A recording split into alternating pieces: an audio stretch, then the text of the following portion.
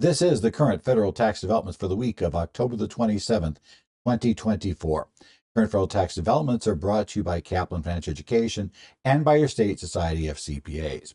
I'm Ed Zollers, giving you the update this week from here in Phoenix, where we are temporarily, shall I say. I've got a few trips coming up now. It's after tax season, so I'm going to be out of town, actually flying out tomorrow for a few days. And then we'll have some trips coming up to be at conferences that'll be coming up here shortly, including the big tax conference in Minneapolis that comes up in later part of November. It takes a little bit further to get there. So we'll see what weather's like in Minneapolis by the time I get there. Luckily, it's downtown. Luckily, we have the walkways to connect all the buildings together. So in some sense, it's much nicer looking at cold weather in Minneapolis when you're inside a nice heated walkway, looking out and saying, hey, it looks interesting outside. And hey, I'm kind of glad I'm not out there. It's kind of like being in Phoenix at 120. It looks great if you just don't have to go in it. Same sort of difference. Well, what we're going to look at this week are a few things that happened. First, the IRS did release the inflation-adjusted numbers for most items, aside from retirement plans, which normally should come right around the end of the month, so we'd be expecting them this week. Also, we much earlier in the year get the HSA numbers every year, so those numbers have been out for a while. But these are the big ones, the rates, the standard deduction, and all the other items. Now, probably seen a few of these because most of the tax services, once we've gotten past the point the inflation numbers have been announced for the proper period, go ahead and just compute their estimate of it, which normally is either right on or very, very minorly different. So there probably are no surprises in here for you, but these are the official numbers, so it's kind of nice to know that. And it is one place where all the official numbers lie, which is probably the bigger reason to pay attention to this particular ruling. We also had some bad news from the IRS for anybody who fails to pay over trust fund taxes and uses those funds to pay other expenses. The IRS will tell you that that is taxable income to the person, even if the person used those funds to pay other business expenses and didn't directly gain any personal benefit from doing that, aside from keeping the business open. Of course, arguably, keeping the business open, even if you're not an equity owner, may be very useful to you because, interestingly enough, when businesses close, they tend to let everyone go, including the bookkeeper or controller. So, yeah, you kind of see where the issue is going to arise here. And then we have another U.S. District Court. So we're now at 1 for 2, or say 1 for 3 only, in getting injunctions to bar enforcement of the Corporate Transparency Act's beneficial ownership information reports. This time a court in Virginia. So now we have a case. We have cases now, the one in the 11th Circuit, which has already been heard which has been heard by the Court of Appeals. We're waiting their decision. Plus, we now have cases in the 9th and 4th Circuits. If there was going to be any sort of broad, even just covering those courts of appeals, those districts for the courts of appeals, we're running out of time for them. The 11th Circuit case is the one that is most likely to have some sort of resolution by the end of the year, even though, as we reported earlier, those who have listened to the oral arguments seem to come to the conclusion that the 11th Circuit is not likely to sustain the Alabama court's injunction, is likely to, at best, if you're trying to get the BOI stopped, send it back to the Alabama court for, in essence, modifying their decision to take into account certain precedents and going forward and giving some sort of ruling on the constitutionality issues regarding the various claims against certain amendments in the Bill of Rights and then violation of those. But yeah, it doesn't look good for action by January 1st that's going to give some sort of broad-based relief unless FinCEN just decides to give relief, which isn't totally off the table because there's so much confusion and, it seems like there are a lot of businesses without awareness of these requirements. But right now, we can't count on that. So we're going to have to take a look at, clients need to file these reports is what they need to be told. Either that or seek legal counsel if they believe they shouldn't have to file the reports because, as one attorney I know put it, yeah, you could take the position it's unconstitutional and not file the report. You just darn well better be right. And that's a problem. Ultimately, the people that ultimately can tell us if that's right are 9 specific people that sit on the U.S. Supreme Court. And so far, nothing is going to those 9. Certainly not fast enough that we'd get a ruling by January 1st of 2025. So let's talk about the inflation-adjusted revenue procedure. 2024-40 is the annual procedure that comes out. It was issued on October the 22nd, and it is just our annual big inflation-adjusted document. It is a 27-page document, has 63 separate sections dealing with inflation adjustments under various provisions of the Internal Revenue Code. Obviously, Congress fell in love with the concept of inflation adjustments many years ago, and they have basically made, unfortunately, not everything, but a lot of things have inflation adjustment provisions in them. So this notice pretty much deals with everything except retirement plans and HSAs. Retirement plans and HSAs are dealt with separate notices. The HSA one usually comes like in March of the year, and the retirement plan notices will tend to get released right around Halloween. I've never quite understood why Halloween's the date, but we will probably get a IRS basically news release on the issue, plus we will get a actual formal notice. But this is the big one, right? And what this has, which is important, is we are going to get things like our tax rate tables. So it's updated inflation-wise. The very top normal tax, or I should say the very top, under what we'll call ordinary income rate, is going to kick in for a married couple filing a joint return at income over $751,600. Now remember, by the schedule, by the Tax Cuts and Jobs Act, this is the last year of the 37% rate. Next year we'd go back to 39.6, and we would go back to using the prior brackets, inflation adjusted from the end of 17 up to 2026. So yeah, we have a little bit of differences next year. Brackets will be different sized, I should say in 27 or 26, 26 to get the right year. In 26, we'll have different size brackets if nothing's done, and we will have generally higher rates for everything above the 10% bracket. Okay. Now, if your filing status is head of household, that top bracket will kick in at $626,350 of taxable income.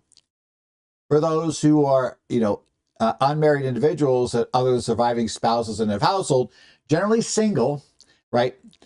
We would be looking at $626,350 as where the top bracket kicks in.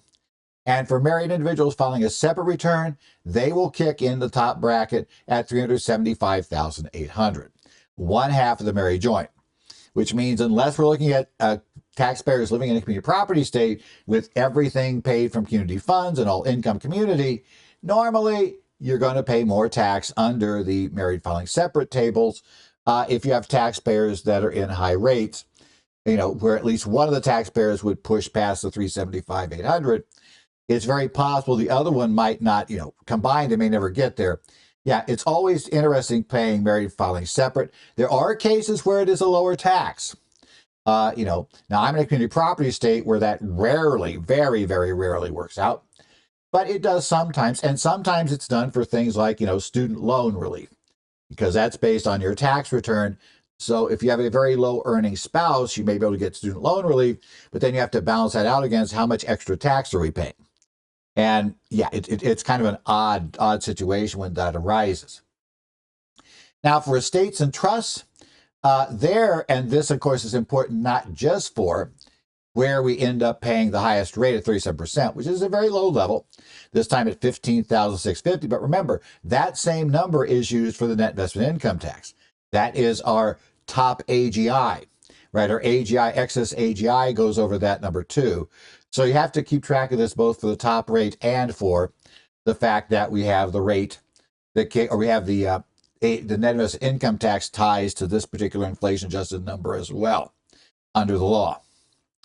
The capital gain rates are also reset. Now remember, they basically follow brackets that were in existence before the TCJA.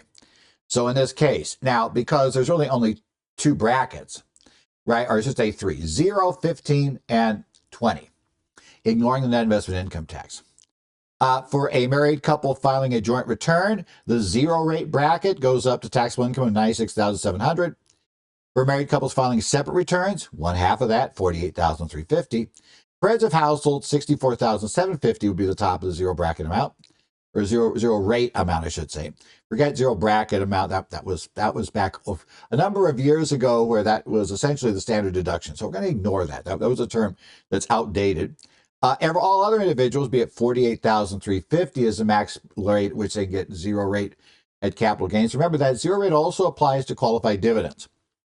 So keep that in mind. And estates and trusts max out their zero bracket amount, or zero rate amount. I'll keep saying zero bracket amount for all the wrong reasons.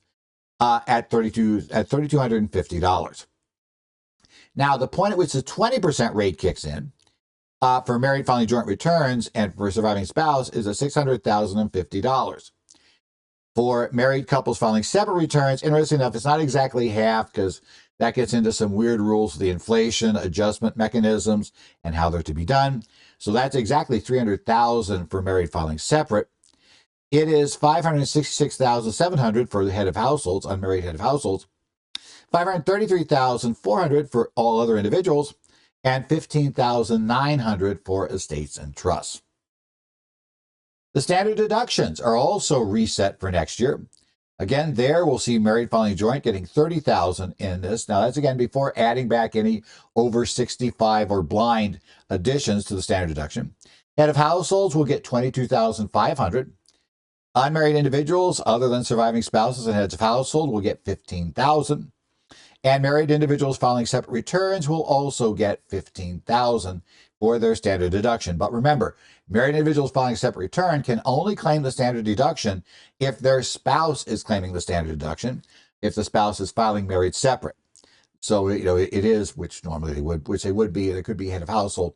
When we get to head of household, it's a little messier for how that works out. But for married filing separate, it is, both spouses must itemize, or both spouses must elect to take the standard deduction. And remember, the key here is standard deduction is an election.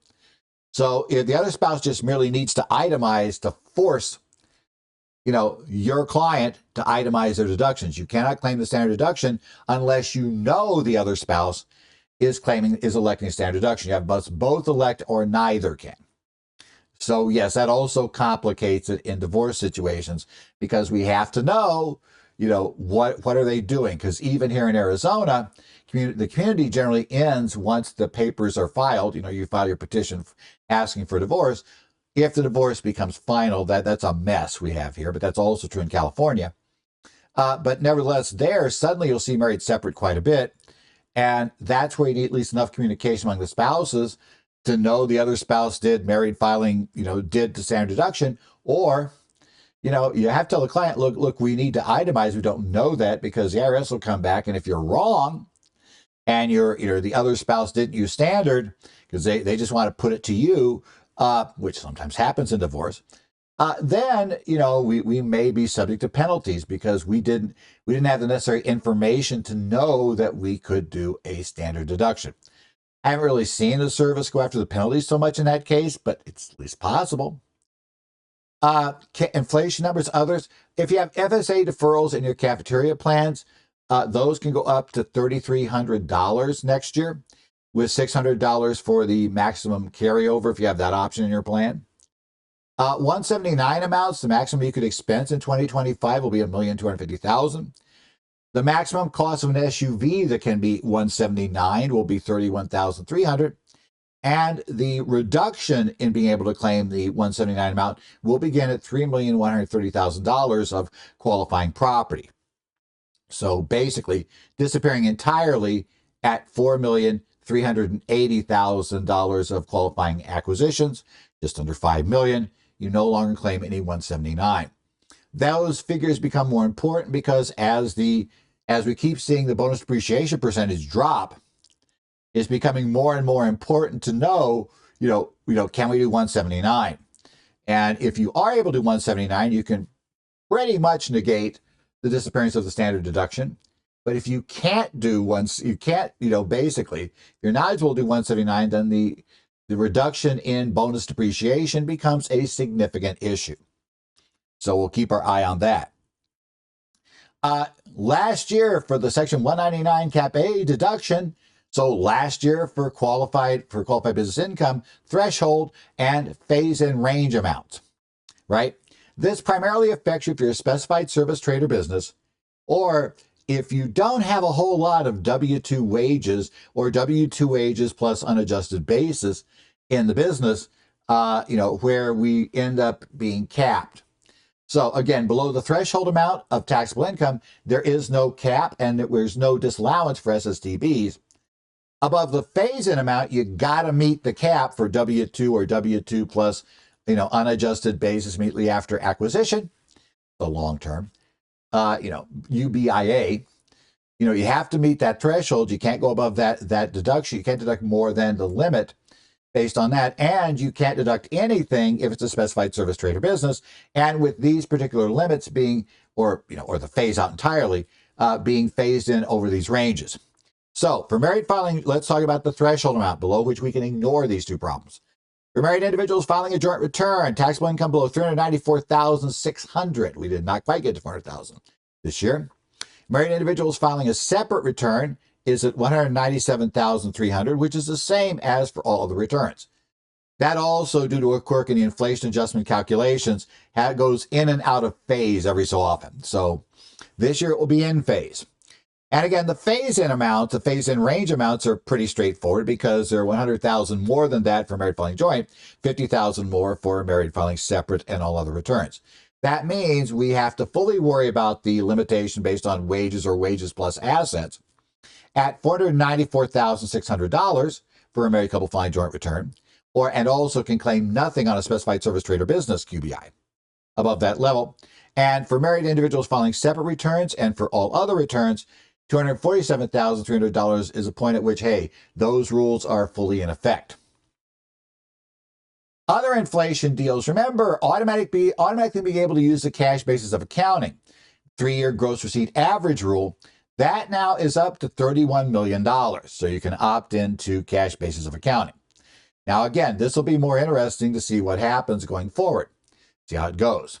The threshold amount for the excess business loss will be $313,000, except for joint returns to where it's $626,000.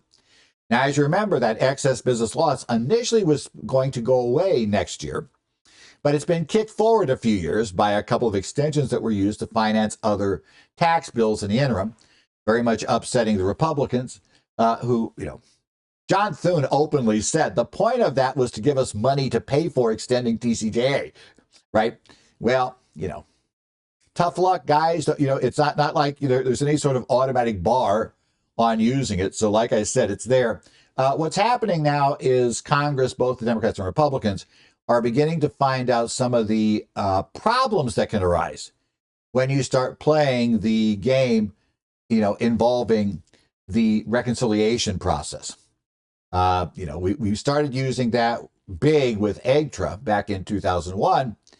And things function. The Democrats found a couple of new tricks, like let's pass a tax we hope never goes into effect, which was the Cadillac tax. And that gamble worked for them. But TCJA has been the point where finally things came home to roost in terms of your hopes, and setting things aside and using them to extend your bill didn't quite work, was what happened in terms of, for various reasons, that those taxes that we knew everybody hated and so obviously would be never going to effect, managed to go into effect. The research and experimental issues went into effect because of a whole lot of, mainly due to budget concerns related to deficits that were tied to concerns about inflation. And it made it so that thing stayed around and went into effect. That's why I say now it's going to be, that's, by the way, what they've learned from this situation will probably impact, let's say, if Republicans get full control of the House, Senate, presidency in the next election, or, very quickly upcoming election, they are probably going to try to figure out how to do things a little differently so they don't face the same problem. The foreign earned income exclusion will be at $130,000 for this year. The unified credit against the estate tax, which also is scheduled to drop, probably to about a little over one half of this. Let's say 7 million would be my gut. Probably a little bit above that because we're getting too close to 14 million right now. But that's now at $13,990,000. This is the last year to use it unless the TCJA provisions are extended. So, if you can get your clients to give away $13,990,000 by the end of 2025, they lock that number in, right? Because of the clawback, the clawback regulations that said, nope, we don't claw back. Great. But I just don't have many clients that are going to say, yeah, I'm going to give away $14 million. Even if they clearly have the funds to do it, they're not going to want to do it. That's the way it works. The annual gift exclusion will be at $19,000 for next year. So, your presidential gift exclusion is there in that realm. We have these issues. Like I said, I already had the qualified phase in for QBI was there. So remember, see, I duplicate the slide too. So basically, these are all your figures for next year. Do remember that due to the rules in Tax Cuts and Jobs Act that are going to pull away a lot of tax breaks enacted in TCJA, some of these inflation-adjusted numbers will change radically next year and may shift to a different way of calculating the inflation adjustment. Certainly the estate tax does, right? We do that then using the non-change CPI was the old law. TCJA brought in for that adjustment the change CPI, which is a bit of a lower rate of increase. So as I said, that's why I'm thinking more than 7 million once they do the calculation under the non-change CPI. It won't be huge, but it'll be some. So keep that in mind. Next up in our cases, let's talk about that right now. We have an IRS Program Manager Technical Advice. That's what PMTA stands for. 2024-006, issued on August the 12th. Now, this is another unofficial piece of guidance from the IRS issued to the program managers for various projects. So it's called Program Manager Technical Advice. It is written by the Chief Counsel's Office. Now, in many of these cases, sometimes there might be a legit question. But sometimes these are issued as a informal way of getting word out of the service's position without having to actually issue a notice, let's say a notice or revenue procedure that would go through the review process for Total Revenue Bulletin or the much more involved process under the Administrative Procedures Act of issuing a formal regulation. So this is kind of, hey guys, just in case this is happening, especially if an exam's going and this has happened, we're going to hold the right to assert this. And since this is an income inclusion issue, this could definitely cause a statute to go from 3 years to 6 years. Now, again, this is not a court. We don't have a case that's telling us this is going to work. But what you have is the implied threat from the IRS. And I think you at least need to communicate this to individuals who might be in a position to do what this covers and tell them that there's one more threat than what you told them about. And I guess it's minor because it's not paying the entire trust fund taxes, but it is paying taxes on the trust fund taxes that you didn't pay over. So yeah, it could be a problem. So the question that arose in this program manager technical advice was, what's the income tax issue? Let's say I'm the controller for a business. I control which checks, actually get paid, right? I may have signature authority of the bank account, or I might not, but I still present the checks to be paid. So I essentially have control over who gets paid and who doesn't in the company, right? What bills we're paying this week. And let's say I'm not a shareholder. I have no interest in it. What happens if I looking up and saying, oh man, we cannot both pay the payroll taxes this week and pay the rent, and we're way behind on the rent. And I know the landlord has said that if we don't pay the rent, within the next week, padlocks are going on the door. Or if we don't pay the rent if we don't pay our supplier within the next week, we will get no product. We will be out of inventory. We won't have anything to sell, and that puts us out of business too. And if we're out of business, I'm out of a job. So I can just not pay the trust fund taxes this week, right? Pay the payroll deposit, not pay the deposit, and probably won't even think of the fact, if you don't know about the responsible party rules, that there are trust fund taxes and non-trust fund taxes there. And they're got a huge exposure on the taxes that have been withheld from employee paychecks because those are considered the property of the federal government. As in many states, if you've collected sales taxes from your customer, that collection is deemed to be on behalf of the state or city. And there are, in a lot of cases, similar trust fund rules that say if you don't pay them over, you've stolen from us. And in theory, at least, it would seem like this would cover those sales tax trust fund cases as well.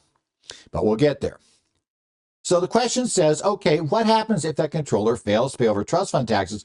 Do they have, in addition to whether or not they have responsible party penalty, right? They've met that requirement. Do they also owe income taxes on those funds?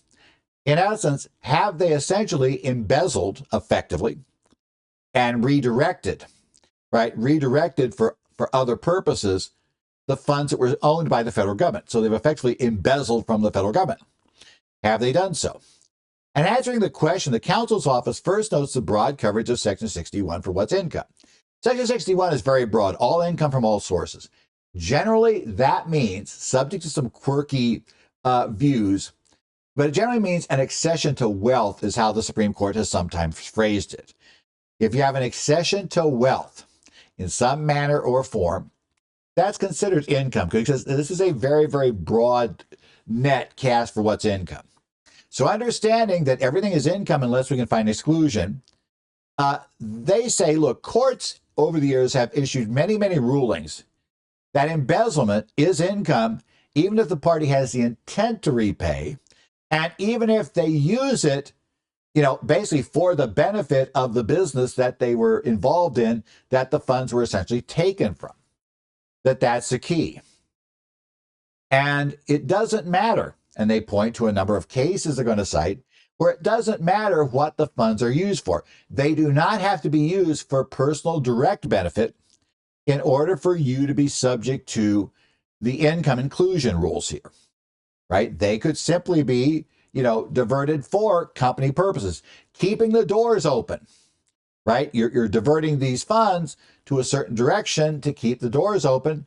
They're saying, well, that doesn't really absolve you of the illegal activity, that you are getting the benefit of, because you, at the very least, you don't lose your job, right? And the ruling doesn't really go deep into that view, but probably if the IRS was in court, that's what they'd argue, that the controller did this and they did gain a personal benefit from it, which is that they weren't fired and they got their next paycheck.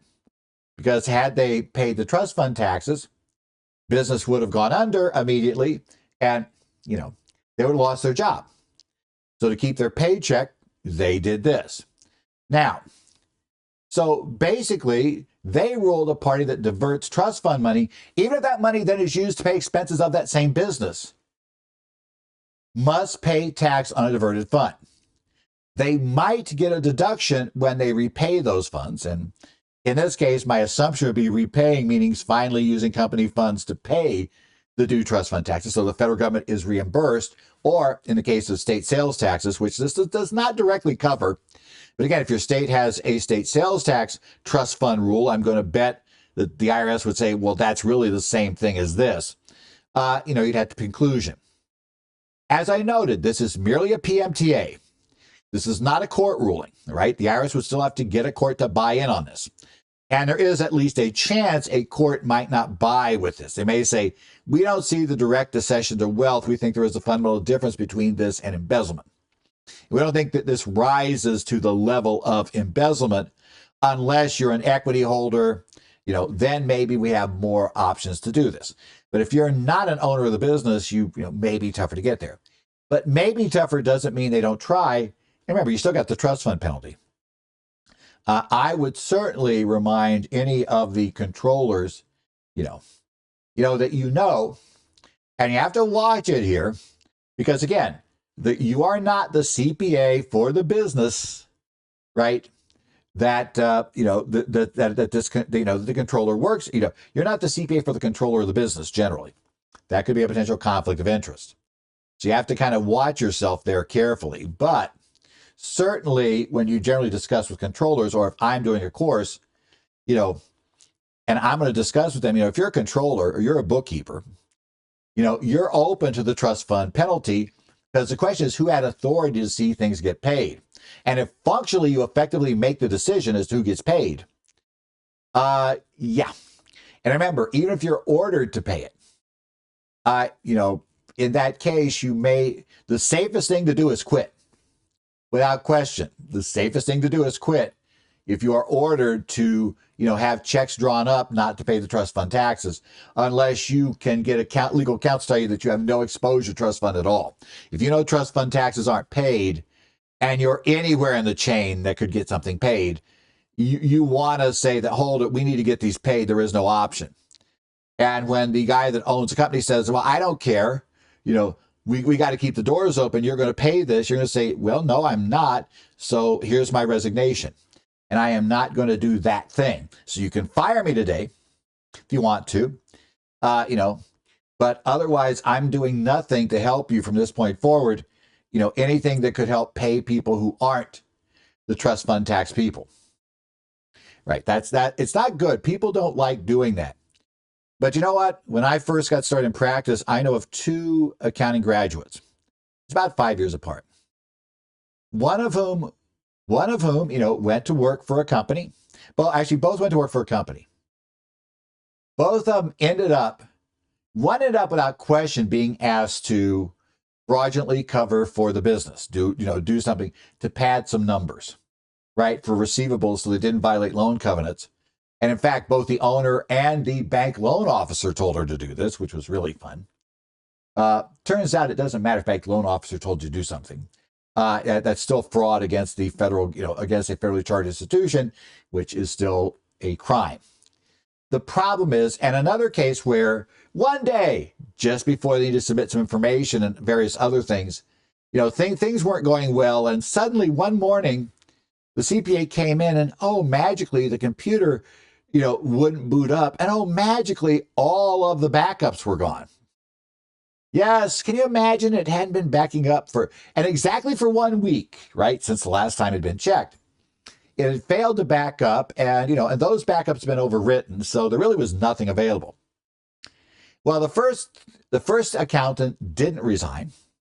And she unfortunately ended up spending 1 year in the state penitentiary in Arizona for embezzlement. For basically helping an embezzlement effectively. And the really sad part was the owner of the business did not spend time in jail, partially because he testified against her. Kind of bad, right? The other one, nothing happened to her. And the company went under and, as she would admit shortly after, it's like, well, I would have lost my job anyway. But now I would have been really worried about, am I going to face some sort of consequence for, what I did? Because she was pretty sure they were going to use that as a setup to get her to make up some numbers too. So be aware, right? The second one, fine job, still fine. First one, having been jailed for, financial statement fraud hurts your ability to get a lot of accounting jobs going forward. I just hate to say it. Sad but true. Finally, let's talk about the beneficial ownership interest reports. We have another district court case. So far, all we've had is 3 district court cases, all of which ask for much the same thing under similar rationales. To have an injunction barring FinCEN from enforcing the beneficial ownership information report requirements of the Corporate Transparency Act. Now, the initial case that came down in March did rule and grant an injunction, but was very, very limited, only really to members of the National Association of Small Businesses, National Society of Small Business, I guess, NSBA. But the last 2 that have come down in September and now this one in October, so basically a month apart, they have both ruled the exact opposite and have both addressed the exact same issue that the Alabama court addressed and simply have dismissed the Alabama court's analysis of the Commerce Clause entirely. Which, as I said, those who have listened to the oral arguments of the 11th Circuit panel didn't seem thrilled with their Commerce Clause arguments either. Now, again, ultimately, the Supreme Court makes these decisions if they decide to take up a case on appeal. So we'll see if that happens. But the real problem we got right now is we are running out of time or even to get a single district or a single, Court of Appeals, circuit case that would cover that circuit that would bar enforcement of the BOI. So I'm saying that unless you think FinCEN is going to really do something by the end of December, and man, that's a huge gamble because then you got to be rushing everybody else to file. Your clients may just want to accept they need to file their BOI reports. But let's talk about this case. This case I had actually heard about from a couple of people. This is an organization of basically homeowner associations, major thing they do, but similar structures. So it is Community Association Institutes versus Yellen. This case is from the U.S. District Court for the Eastern District of Virginia. This case number 1:24 CV 01597 102524. This was a motion to grant a preliminary injunction. This case, that motion was denied. So plaintiffs are now 1-3 in these 1 of 3 in getting these district court cases. While they won their first one in March, they have lost the next 2. One in Oregon and this one from a district court in Virginia. So we have both of these. Now, this case, like the Oregon case, asks for relief mainly along the same lines as was requested in National Small Business United versus Yellen, but were denied for reasons similar to those given in the Oregon case in Firestone versus Yellen. Now, there was one unique part of this request that we didn't see in Firestone nor in the National Small Business United case, and it's because it was HOAs. They attempted to argue that because they'd had some correspondence back and forth with FinCEN about whether HOAs had to file. And eventually, FinCEN responded with adding some questions and answers to the FAQ. And those questions and answers came to the answer, which and I've been pointing out to people recently that you have HOAs, go look at this, that as long as your HOA is an entity type that was formed by filing with the state, and because it's not a type found in 501c, nor is it a political organization under 529, then it would have to file. And most likely, you won't have any beneficial owners based on equity, though you could. If you've got, let's say, a homeowner association for a condo units, and one person has bought up 1/3 of the units, then I'd argue that person is a beneficial owner of the association just because they hold a big enough percentage. Right? But you almost certainly have people exercise the roles of the equivalent to a CEO, a treasurer, and other major corporate officers. Somebody has to execute those roles. Those people which probably are going to be the board, are going to be beneficial owners and will need to provide their information as part of the filing. So be aware of that.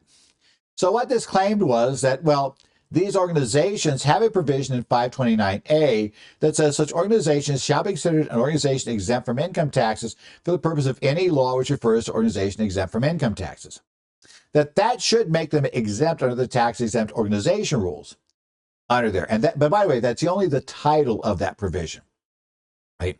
The actual law says an organization listed in Section 501c that's exempt from tax under Section 501a is not required to file this report.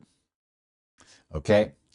Now, the court said, ignoring the fact of, whether we want to apply that, they said 2 problems with your analysis. First, the CTA statute, ignore the fact. FAQ is irrelevant. Again, going back to the case I refer to regularly, where we talk about the fact that you have to, follow the text of the law. One of the key ultimate points of statutory interpretation is if the text of the law is unambiguous, you have no option but the court must follow that, right? That is what the rule is.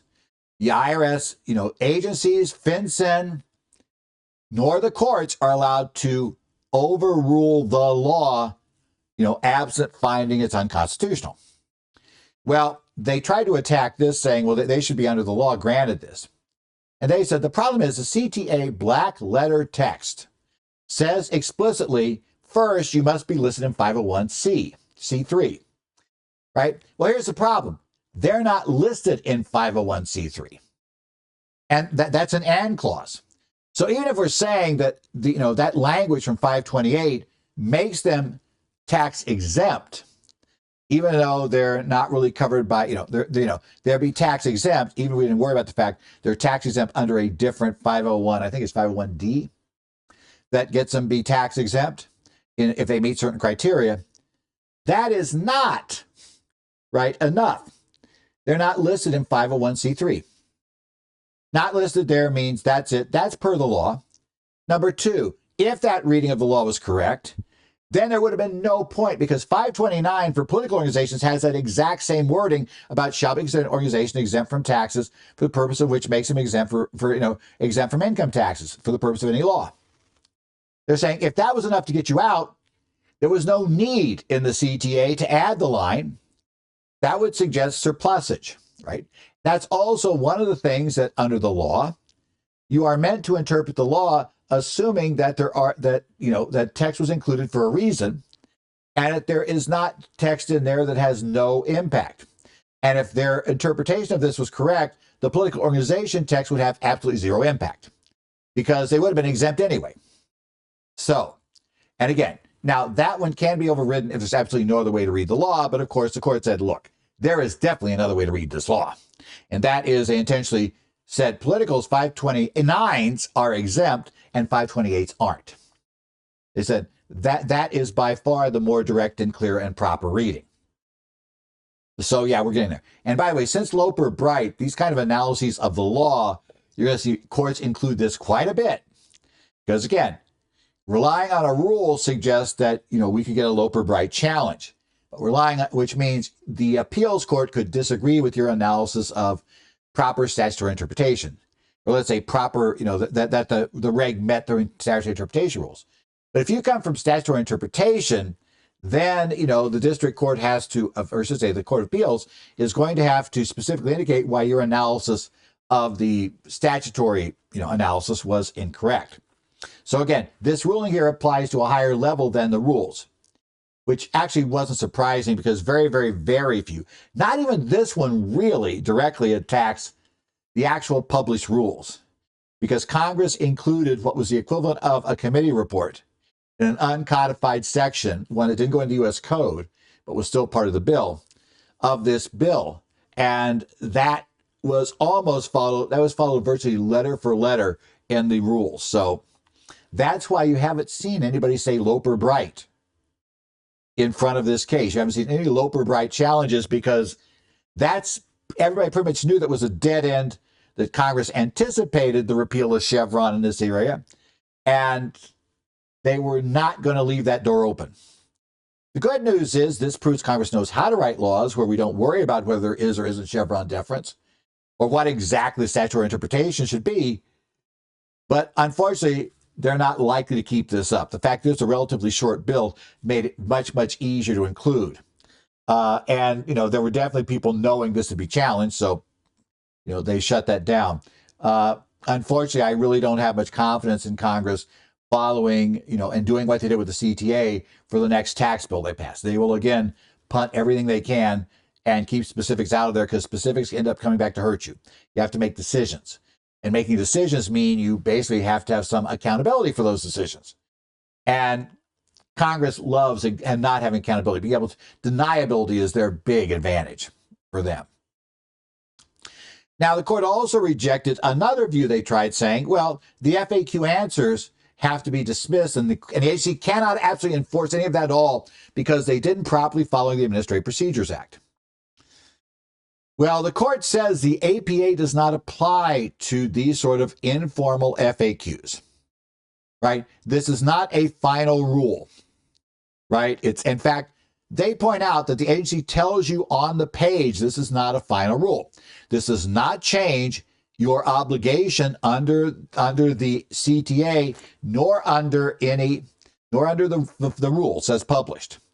Those are not changed by the FAQ, which means if the law, in fact, let's say they're correct, they're an exempt org, they should be treated as a tax exempt organization and therefore should not have to file this, the FAQ is irrelevant. Right? If it violates the Constitution, the FAQ is irrelevant. Right? The FAQ cannot change the law. So this is irrelevant. This merely tells you that this is a position they're likely to take if you go to court. Right? Fine. That's just as non-binding as your attorney's statement that when he or she goes to court, they're going to do this. That doesn't bind the court either or bind the IRS. Same difference. Right? So they said that that's okay. These are totally non-binding. Understand they have no authority. The law and the actual rules went through the APA, and they said, oh, by the way, just to make it clear to you, the law by itself requires you to file. The law by itself is clear that you, HOA, have to file. Okay? Are you clear about that? You're absolutely clear about that. You have to file under the text of the law.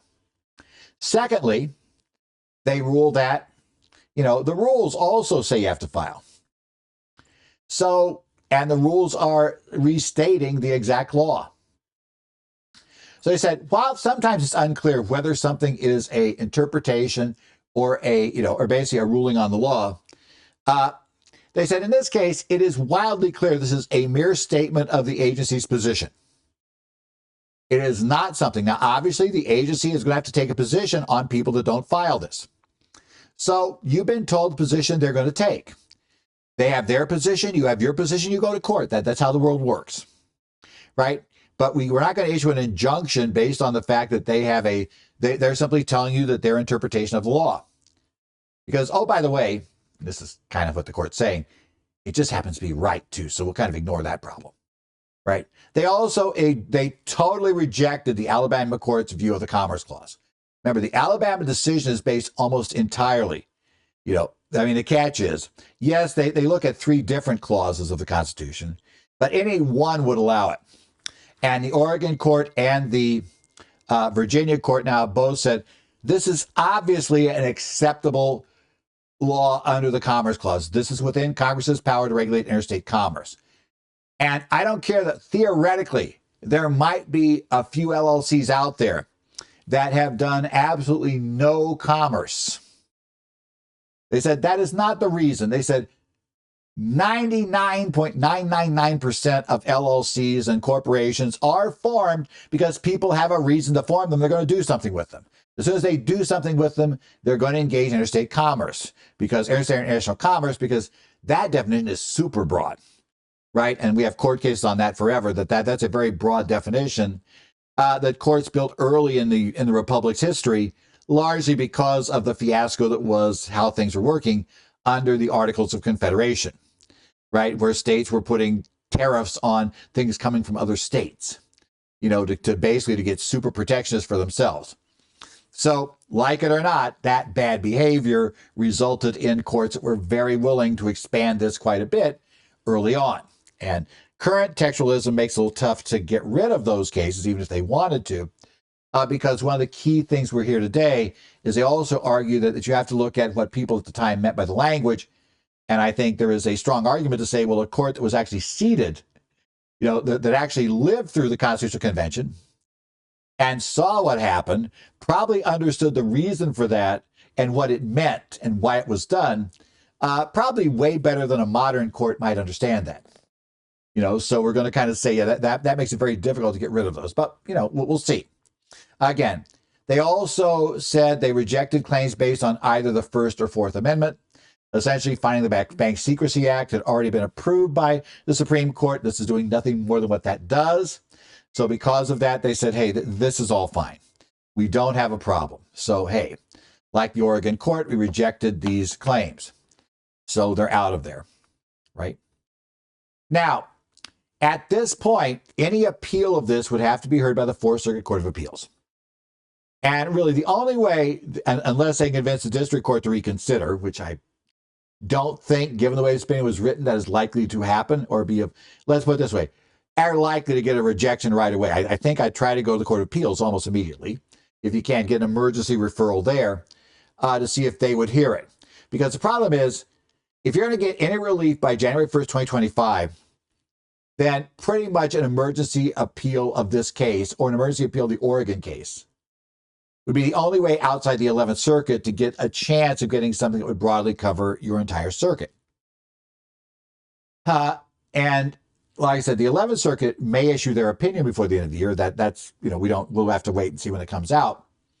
But again, that does not appear likely to offer relief either, based on the current panel, which means they would either have to ask for an en banc rehearing, which will delay it certainly past the 1st of January, or they would have to try the Supreme Court, who also is not likely to hear it for 1st of January, if they granted cert, which seems unlikely just with one circuit reporting.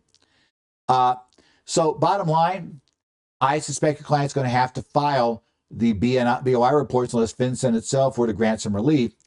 They remember the National Association of Small Businesses that were covered by the initial case. I believe that is the name of their organization. By the case in Alabama, they might be exempt, but the 11th Circuit could very well dismiss that injunction before January 1st. So that group should at least prepare to get ready to file. And, they may get notice before January 1st they have to do it. Again, the only party at this point I see that poses the best possibility of relief would be FinCEN, based on the fact that so many people don't know about this at this point. Now, you can argue that they have no authority to do so under the law, or actually they've had no authority to even do what they've done so far, which is to have created that 30-day, the 90-day reporting rule for this year for new entities, and then go 30 days next year. There's an argument whether they had the authority to do that, right? And I don't know that they do. And that also is a consequence of the restrictive views that you come out of with tight statutory interpretation and with the removal of any sort of Chevron deference, which I would have argued wouldn't apply to that anyway. But you still see a discussion of that even in cases like that, so fine. As I said, be careful here. Both the Oregon case and this case both looked at the statute primarily, right?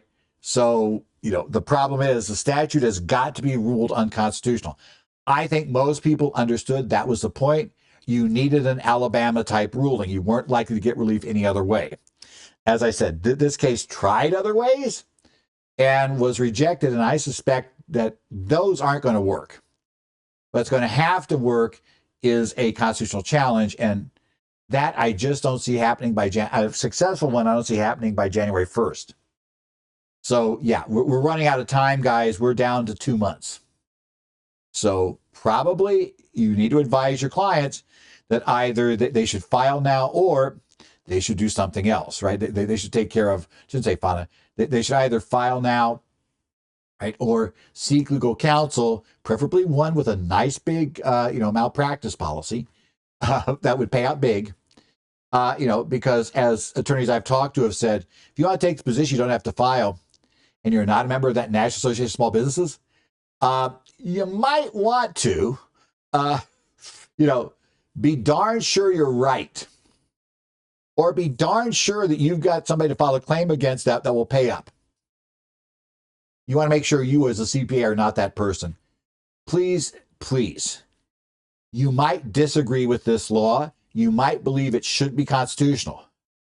But unless you're a constitutional law attorney, absolutely inform your client that you cannot make calls on constitutional law, period.